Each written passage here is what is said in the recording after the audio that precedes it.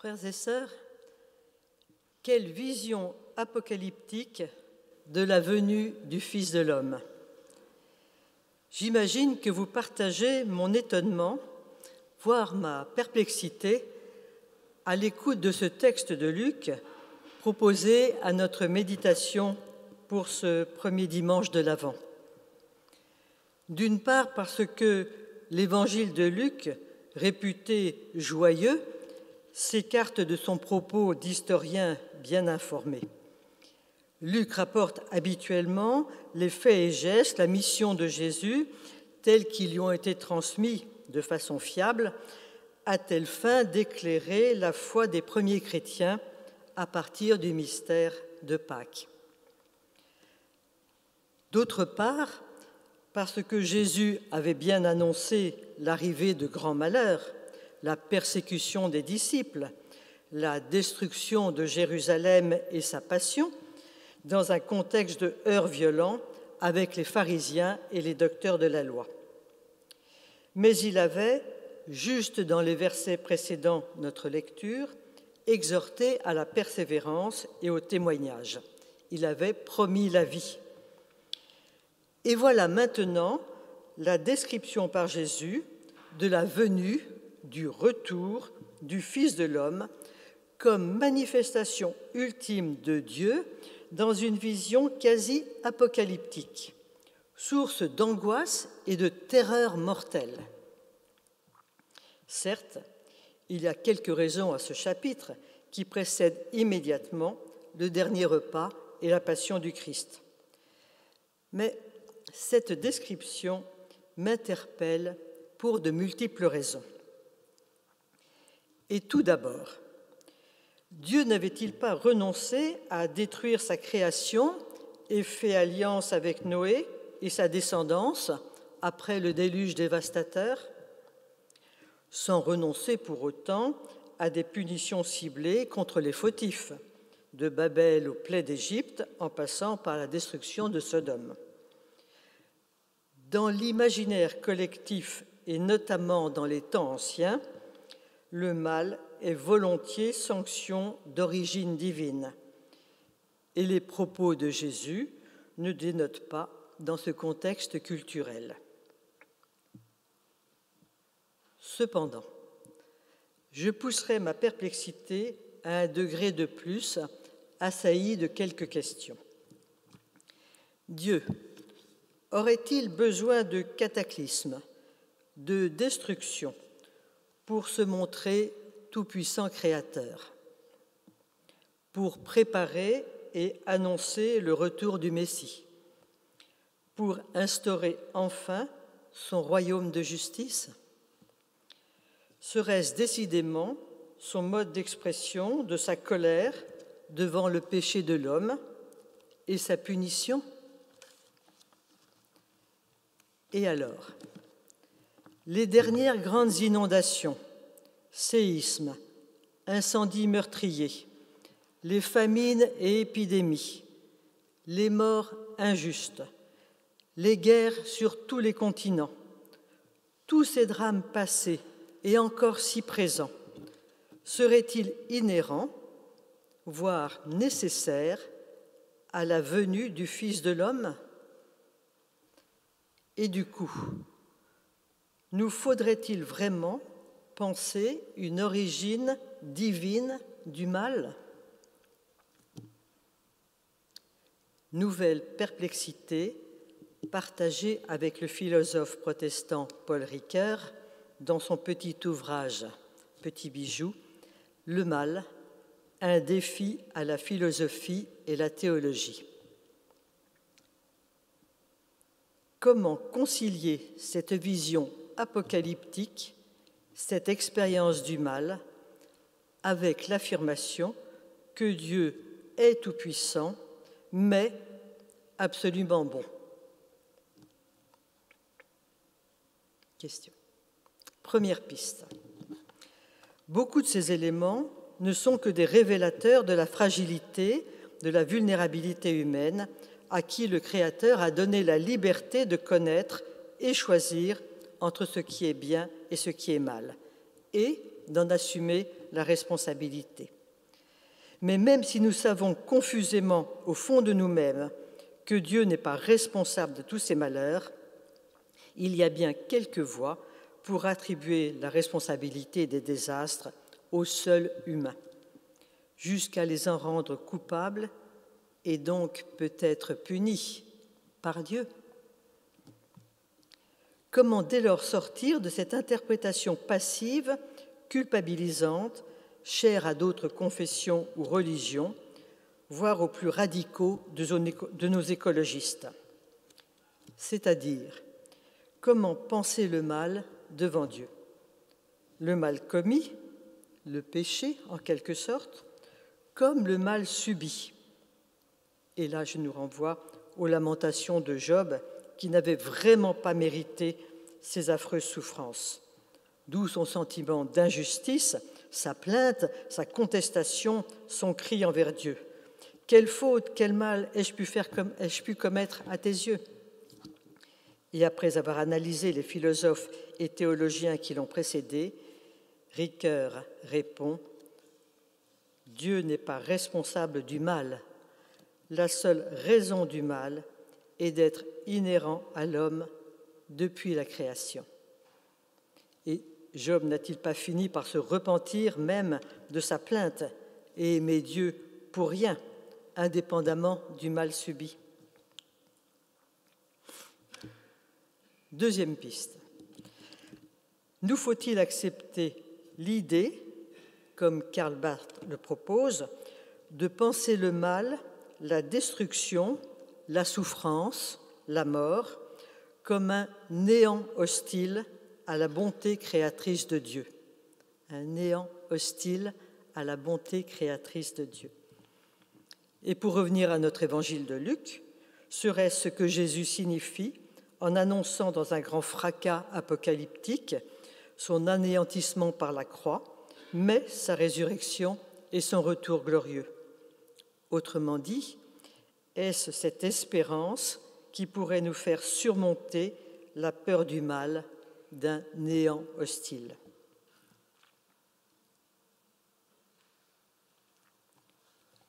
Osons dès lors aller un peu plus loin et avancer que, au-delà de la peur, il y a une espérance, le Messie.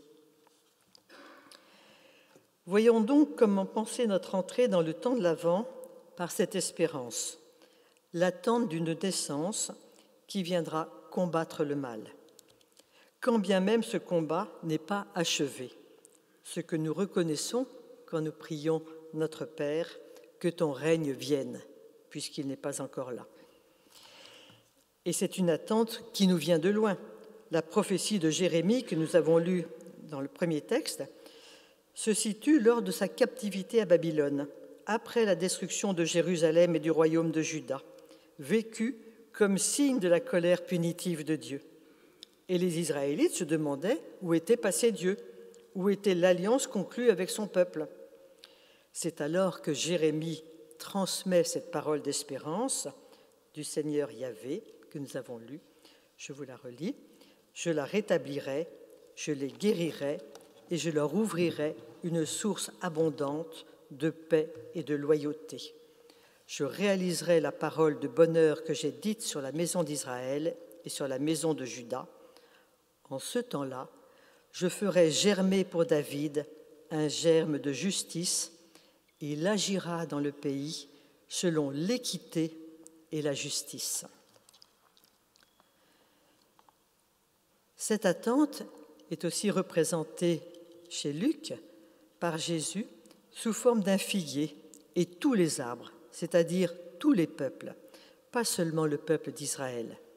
L'espérance que ces bourgeons, déjà visibles en fin d'hiver, sont une promesse de fécondité, la promesse d'un été, d'un temps nouveau, le règne de Dieu. Une attente qui s'éternise, me dira-t-on. En ce premier dimanche de l'Avent, on peut se demander ce que représentent pour nous aujourd'hui ces discours prophétiques et cette espérance, l'attente de la naissance d'un Messie. Et je ferai une petite digression. J'en ai fait pas mal. Comment articuler ces deux attentes en apparence contradictoires, naissance d'un enfant sans défense et retour fracassant de Jésus dans la puissance et la gloire? N'est-ce pas l'affirmation d'un Jésus pleinement humain et pleinement Dieu? Mais revenons à notre propos.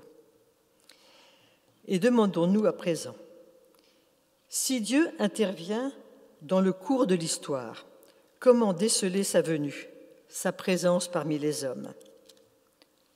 À l'époque des réseaux sociaux et des fake news, on voit bien la récupération possible dans les promesses électorales, ou pire, leur succès, de signes visibles de l'action de Dieu, comme nous venons de le vivre avec la campagne électorale américaine.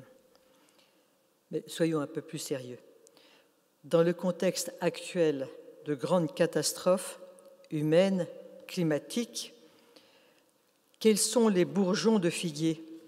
Quelle espérance sous-tend cette promesse du royaume de Dieu et qui nous fera tenir debout devant le Fils de l'homme?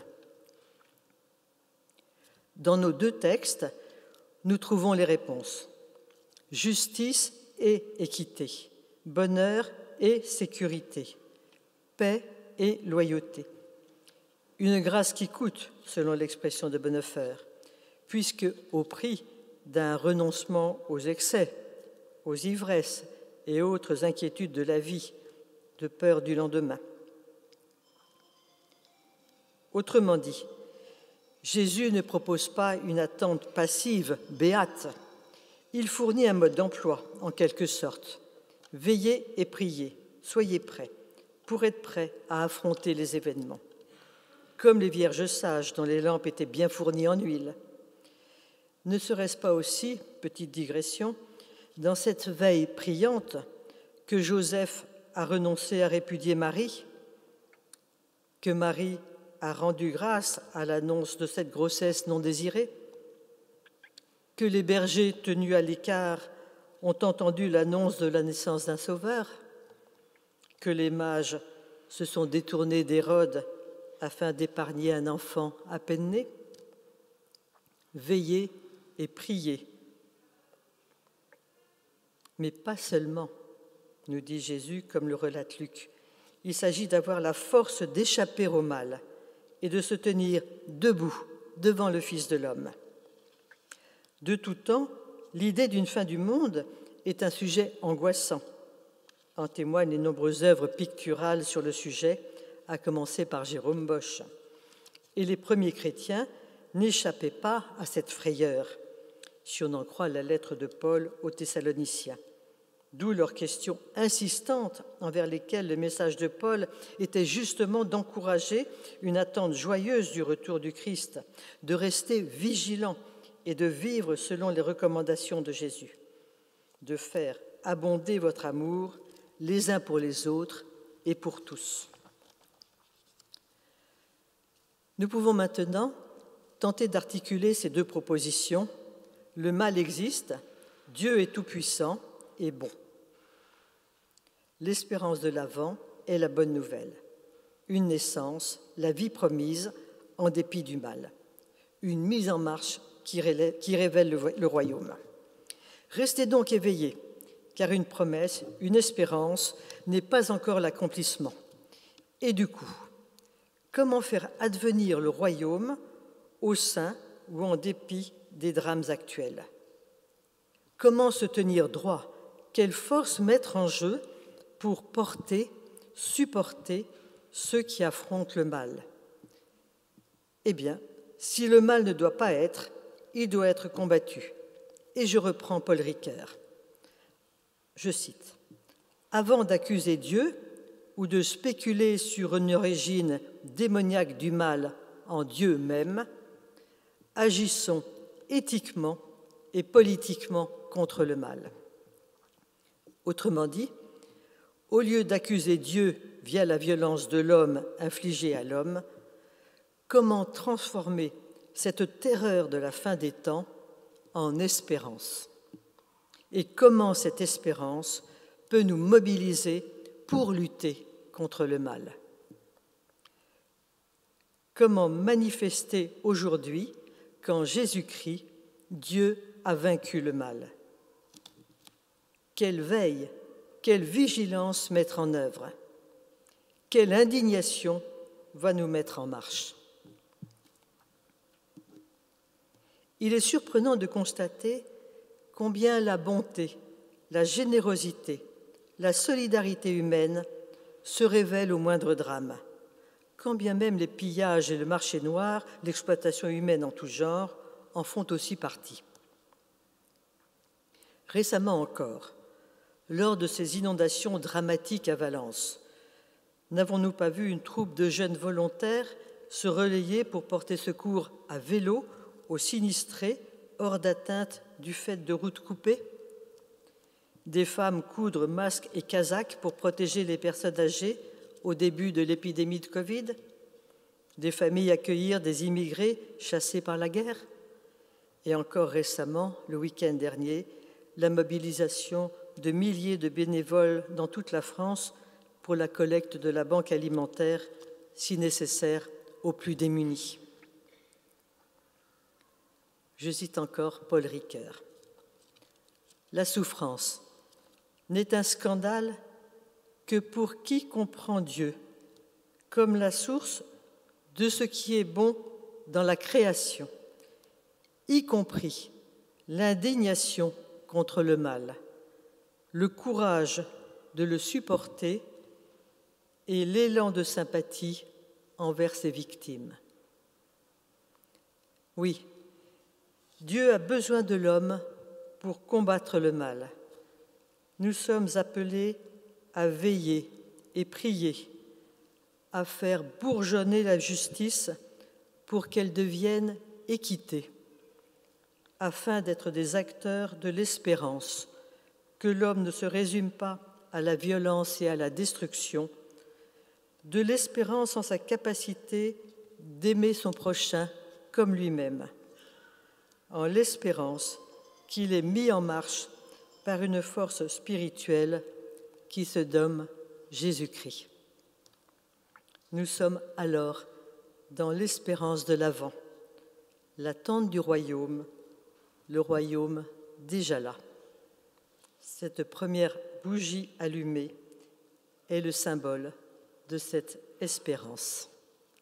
Amen.